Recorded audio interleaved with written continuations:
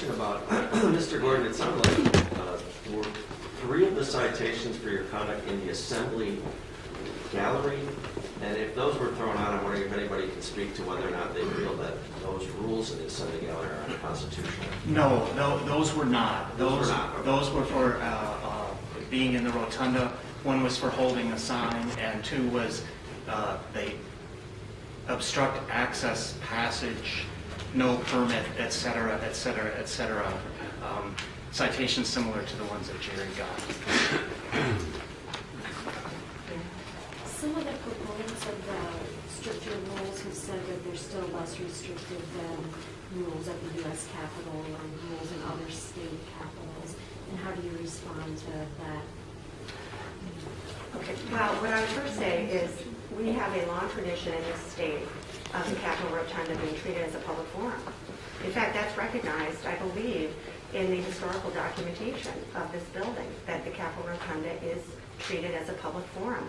So that sets a standard here in the state of Wisconsin that we're going to treat speech in that forum with the highest level of constitutional protection. So and then, you know, you can look at the traditions of our state. We have had protests throughout the history of our state. We have had protests focused right here in the Capitol. It's been peaceful, but that's our tradition in this state. And I don't think it matters what Montana does or California does. In Wisconsin, we recognize this Capitol, and the Capitol Rotunda in particular, as a public forum. And we need to treat it truly like it is a public forum. And that means respecting people's rights to come peacefully, to exercise political speech. Chris, when you say you want a dialogue, I guess my question is, whose desk does this buck stop at? I mean, you want a dialogue with Chief Irwin, Secretary Hipsch, the governor? I mean... Right. You know, it's an interesting question. Who is making these decisions? And I've attempted to figure that out in requesting some documentation. But I do think the buck does stop with the governor. This is the governor. The DOA is making, I think, some of these decisions, and the Attorney General. And that is why I wrote to Mike Hipsch, I wrote to the Attorney General requesting some documentation, requesting more information about what's going on. But I do think that, you know, the governor at this point, if he's not engaged, needs to be engaged in this, and the Attorney General. Because we are getting to a point where it's becoming laughable, and even judges are remarking on how ridiculous this is, citing people under these bases. So I think it's there, but I'm not quite sure who is making the ultimate decision. We're told different things, and I have not quite identified. But it is the governor's administration, the DOA, that I do believe is making all of these decisions.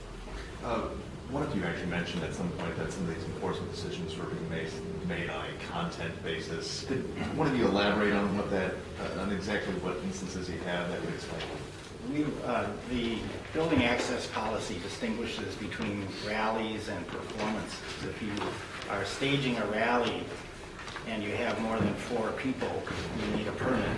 If you're putting on a performance and you're one person, you need a permit. And we are alleging that, therefore, the police have to make some determination as to whether you're a rally or whether you're a performance, and that would depend on them judging the content of your speech. And rally is defined, and I don't have the Capitol policy right in front of me, but rally is defined, I believe, as advocating for an issue. So how do you know if somebody's advocating for an issue? Well, you have to look at what they're saying. Well, I can give you a specific factual scenario too, to support my client's suspicions that they are being singled out. One of my clients, as I told you, was arrested for a criminal charge and was dragged away in handcuffs. And the criminal offense that they say he committed involved him holding an 11-inch by 17-inch piece of paper over the balcony that had the word shame written on it. And they dragged him away in handcuffs, the theory being that the officer had lawfully told him to take the sign down, and when he didn't do that, he could be charged for obstructing. And the theory underlying the idea that the officer could order him to take the sign down is because the sign was, in their lexicon, a hazardous material. Now, at the same time that my client was being arrested and dragged away in handcuffs, directly across, and he was on the first floor of the rotunda, holding it over the balcony, at that very same moment, directly across the rotunda. On the other side of the balustrade, on the other side, was a woman connected with a Right to Life rally group. She had her coat hanging over the balcony along with a large file, much larger than this. Now I think I could be hit by if this fell off the balustrade and fell 15 feet and hit me on the head, I would probably survive the encounter. Certainly an 11-inch by 17-inch sign, a piece of paper that fell 15 feet and hit me on the head, I would survive that encounter as well. But the Capitol Police were doing nothing to prohibit that person from putting her coat on the balustrade or putting her large file on the balustrade, things that if the theory is, oh, there's a hazard, that would be much more of a hazard than holding an 11-inch by 17-inch sign. So it seems that they're picking on the people that don't look right to them, that are singing songs, people that come to the Capitol, some of them once in a while, some of them almost daily, but very few of them come almost daily. Most of them come once in a while. And they show up, and if you're singing a song, you might get arrested. But if you're there for a Right to Life group, and you're throwing stuff on top of the balcony, you're okay. You're okay, because you're not going to get arrested by the Capitol Police. So about 45 minutes ago, I was texting someone, and I had set my coffee cup and umbrella on the balustrade. And I was approached by a Capitol officer who asked me to please remove my items. Yes. If I hadn't complied, I mean, would I be liable to be cited for that? Well, and you probably missed the press conference if they treat you the way they treated my client, because they'd have dragged you downstairs in handcuffs. Look, I believe that the Department of Administration has the right to protect this magnificent building. All of my clients think that too. We all love this building. It's the most beautiful Capitol I've ever seen, and we want to protect it. But, you know, this is a cathedral to democracy. And you can't just put it behind a glass screen and let people look at it. They've got to be able to come in and use it for the purpose it was intended. And that's what my clients are doing. And the Capitol Police are supposed to protect that right, not hammering through it, exercising it. And legislators are supposed to take that right. You take it out to We've heard a lot about lawsuits. I'm curious, Representative Taylor, if you thought about filing suit to get some of the records you're talking about. You know, frankly, I'm not sure what to do in this case. I've never had a response. I haven't been here that long. And usually when I've requested documents, I've received them.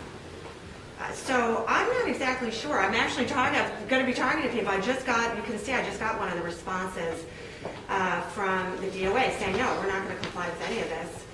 You don't state times, even though I do clearly state a time limitation.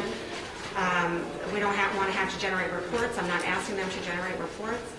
So, you know, I'm going to look and see what are my options here when you have the administration not complying. It clearly was an open records request. You can use a letter to request information, and they have not stated basis for denying my request. I don't think the DOJ stated basis for denying my request either. So I have to contemplate now. I mean, I'm hoping to get compliance. I think it's nuts that you're going to put legislators down through hoops. You know, I'm trying to represent my constituents who care deeply about this issue, and I cannot do it adequately if I can't figure out who's making the decisions, what the issues are. And that's what I'm trying to do. I'm trying to do my job. And by them not complying, it hinders me in doing that. Representative, what day is the federal hearing? April 17th, 8 a.m. Yeah, the dimension to my case and others that hasn't been referred to here is the claim by the government that they can designate me as part of a group by their choosing. And that was the thread on which they were going to claim that my walking peacefully in the circle and orderly in the circle was subject to prosecution. So I'm trying to understand, you know, the last person who did this sort of thing was Joe McCarthy. And he put people into groups as well. And I want to understand what we're going to do about this overreach, not just defending suits, but taking action against this misbehavior, this malfeasance on the part of my government. Well, I think we're all trying to do our part here, and that's why we're here, is to say we find it unacceptable that this continues. So as a legislator, I'm trying to do everything I can do, and thankfully, we have people like the ACLU, like Steve Porter, like Bob Jamboys, who are willing to go to court on this, because that is where the fight is now occurring, and that is where we're going to get the protection, I think, of these rights. But we must continue to ask for it in all different levels, even when it looks like we're never going to get it. You referred to the scope of new rules. Where can we get access to that? Is that, That was, I have a copy I'm happy to share with you. If anybody else would like it, I can share the Why scope. don't you just introduce legislation and wipe out their code? That is a good option. It probably will not go anywhere in this climate. But at some point, we did last session, I had a resolution that I was on to ask my colleagues to recognize the importance of the First Amendment, and that we will respect it in our deliberations. And So you acknowledge a bill would go nowhere right now? I don't think, it doesn't mean you don't do it. And I work on a lot of bills that are probably not going to move. And I work on some that I think have a decent shot at moving in this session. But unfortunately, this issue seems to have become so partisan, when it isn't. It really isn't a partisan issue. Why haven't you introduced the bill yet?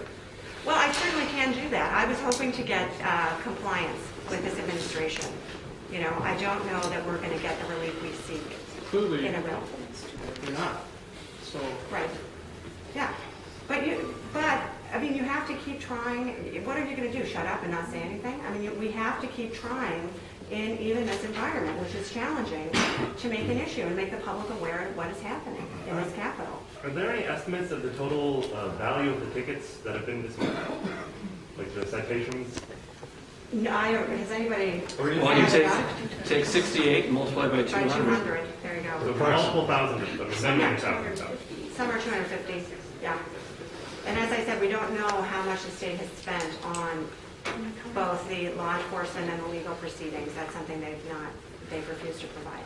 The blacklist you referenced, that you said your name was, have you requested a copy of this list from DOA? I have a copy of the list. What I was requesting from DOA is what are these various denotations on this list? It's kind of hard to figure out what they're getting at.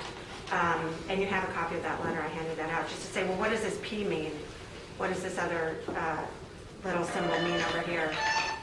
But it's interesting. There's my other colleagues of mine have been down in the rotunda to sing. Bob Wirch has been down there. Melissa Sargent's been down there. Diane left, but she's been down there, and they have not appeared on this list. But I have been very vocal in opposing these tactics. So you do start wondering, what is it that lands you on this list, and why am I on this list, and why are they keeping this list to start out with? But we don't know. We might find some answers through the litigation. And sometimes litigation through discovery, you'll get more answers than I'm able to obtain right now. But I think we eventually will know. We just don't know now. Yeah. I just wanted to mention that I've done a quick calculation, and that the overall value of the tickets that have been issued is approximately the same amount as the cost of the new uniforms of the Capitol Police. Maybe now we know the reason. Now we know the reason. Are there any other questions? Thank you all so much. And we're happy to answer questions.